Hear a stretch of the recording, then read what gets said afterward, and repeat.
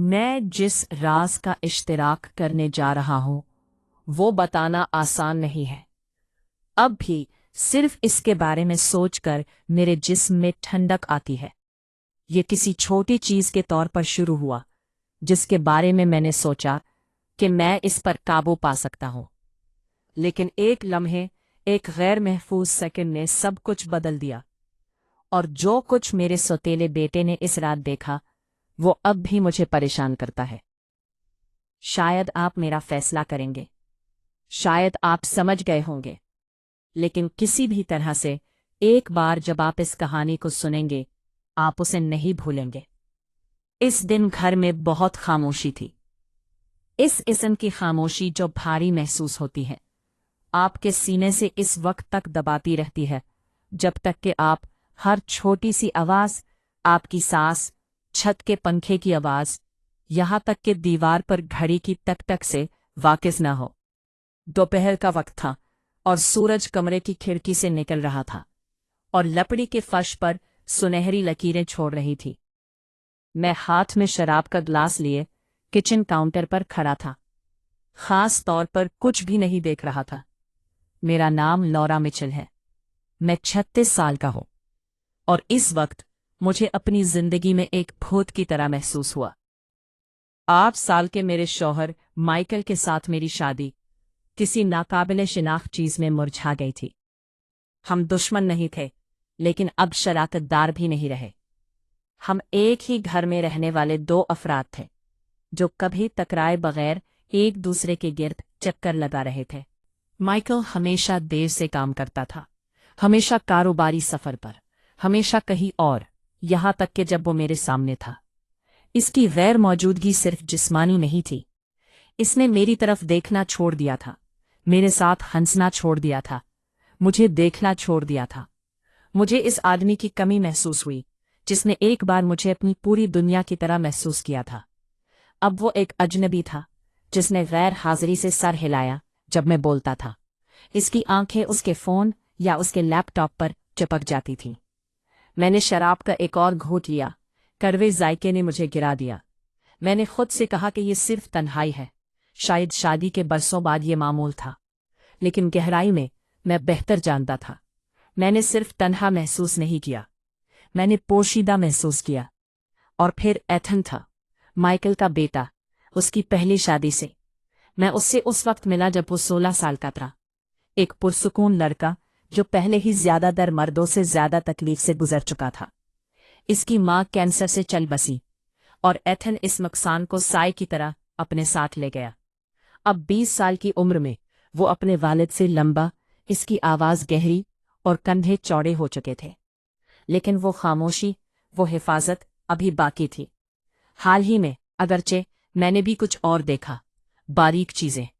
जब हम बात करते थे तो जिस तरह से उसकी आंखें थोड़ी बहुत लंबी रहती थीं, जिस तरह से वो मुझे देख रहा था, फैसले के साथ नहीं, लेकिन किसी ऐसी चीज के साथ जिसका मैं बिल्कुल नाम नहीं ले सकता था। इस शाम माइकल एक कॉन्फ्रेंस के लिए शिकागो में था, पूरे वीकेंड के लिए गया था। एथन को दोस्तों के साथ बाहर जाना था। एक बार के लिए घर को ऐसा लगा जैसे ये मेरा है, और नायाब तन्हाई एक नाजुक कंबल की तरह मेरे गिर्द लिपटी हुई है। मैं शराब का अपना आधा खाली गिलास ऊपर ले गया। वाकई मैं ये नहीं जानता था कि मैं क्या ढूंढ रहा हूँ। खालीपन के अलावा कुछ और महसूस करने के लिए बेचैन था। अपने कमरे में मैंने सोचा कि दरवाज़ा बंद कर दूं। मैं बिस्तर के किनारे पर बैठ गया।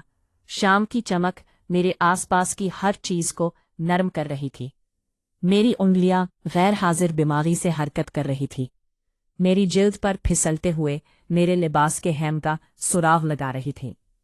ये ख्वाहिश के बारे में नहीं था, ये अपने आप को याद दिलाने के बारे में था कि मैं अभी भी जिंदा हूं, अब भी कुछ महसूस करने के काबिल हूं।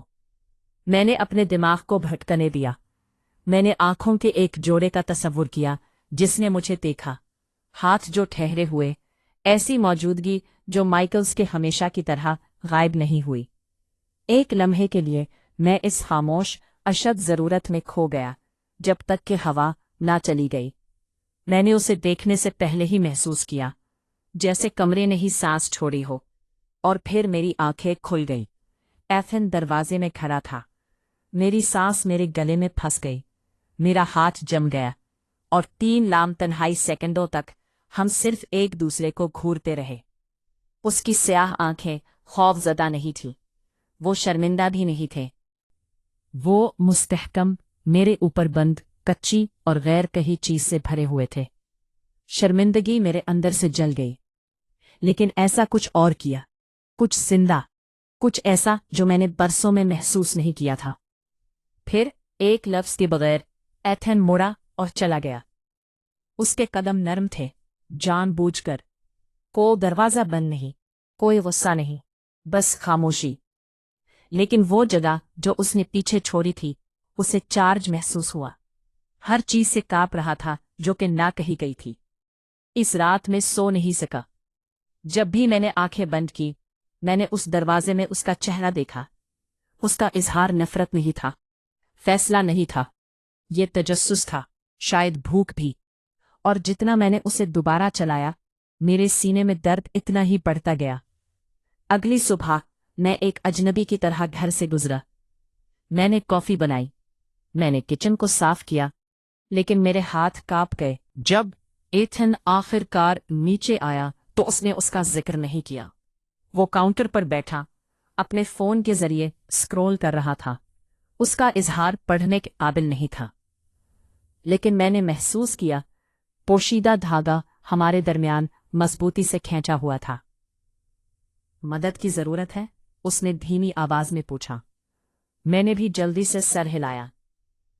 उसने दबाया नहीं था, लेकिन जब वो कमरे से निकला तो मैंने एक नजर डाली, एक नजर जिसने मेरी नब्ज की दौड़ को भेज दिया। उसके बाद के दिन अजियत के थे। जब मैंने उसे आते हुए सुना तो मैंने उससे बचने की कोशिश की, दूसरे कमरों में फिसल गया, लेकिन एथन ने मुझसे गुरेज नहीं किया। वो ज्यादा कसरत से जाहिर होने लगा। ग्रोसरी में मदद करता, बाग में काम करता, किचन में मेरे करीब रहता। उसकी मौजूदगी ठीक ठीक थी, लेकिन ये मुसलसल थी। और कभी कभी जब उसने सोचा कि मैं नहीं देख रहा हूं, मैंने उसकी नजरें मुझ पर पकड़ ली, नर्म, देर तक तलाश करते हुए। फिर तूफान आया। माइकल फिर चला गया। बारिश खिड़कियों को झंझोड़ रही थी और हवा के जोर से पूरा घर कड़क रहा था। मैं बावर्ची खाने में बर्तन धो रहा था जब मैंने उसे महसूस किया, उससे पहले कि मैंने उसे देखा। एथन वहीं खड़ा मुझे देख रहा है। मुझे लगता है कि मुझे वहां से चले जाना चाहिए, उसने खामोशी से कहा। तूफान की गरज के नीचे तकरीबन खो गया था। मेरा दिल गिर गया। क्या?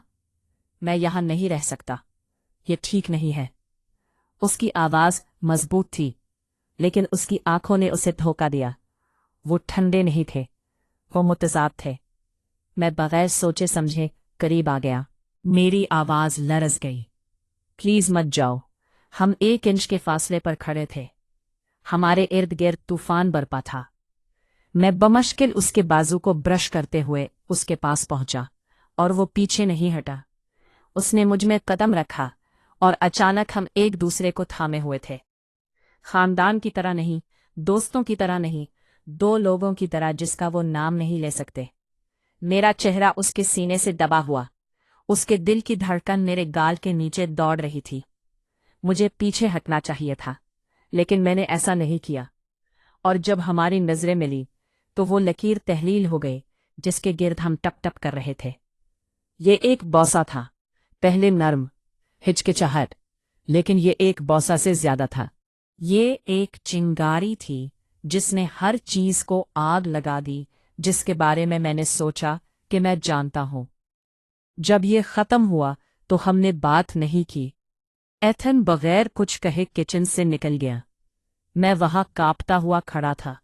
मेरा दिमाग घूम रहा था, मेरा दिल धड़क रहा था। कुछ हुआ था, कुछ हकीकी, और उसे खत्म करने की कोई सूरत नहीं थी। इस रात के बाद हमारे दरमियान खामोशी मजीद तेज भारी होती गई। इसने मुझे टाल दिया, मैंने उससे इज्तनाब किया, लेकिन मेरे जहन ने इस लम्हे को लाम तिनाही तौर पर दोहराया।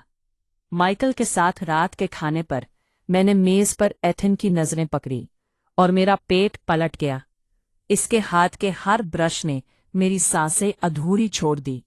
जुर्म ने मुझे घूर लिया, लेकिन उसकी ख्वाहिश भी।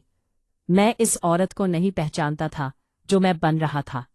वो औरत जो कुछ चाहती थी, वो जानती थी कि उसे नहीं करना चाहिए। वो औरत जो पहले ही एक लकीर अबूर कर चुकी थी। और अब मैं रात को जागकर अपने आप से पूछता हूँ, क्या ये एक गलती थी या ये सच था कि मैं बरसों से दफन कर रहा था? बताओ तुम क्या करते अगर आपने कभी सही और गलत के दरमियान खतरनाक खींचातानी महसूस की है। अगर आपने कभी कोई ऐसी चीज चाही है जिसके बारे में आप जानते हैं कि सब कुछ बर्बाद कर सकता है, तो ज़ैल ने अपने ख्यालात का इश्तराक करे, क्योंकि मैं अकेला नहीं हूँ जिसने इसे महसूस किया हो। और अगर इस तरह की कहानियाँ आपको उन राज़ों के बारे में 2 बार सोचने पर मजबूर करती है जो लोग छुपाते हैं, तो मरिया खान पर मज़ीद मालूमात के लिए लाइक करना, सब्सक्राइब करना और घंटी बजाना ना भूलें। जहाँ सच्चाइयों को हम दफन करते हैं, हमेशा सतह पर पहुँच जाते हैं।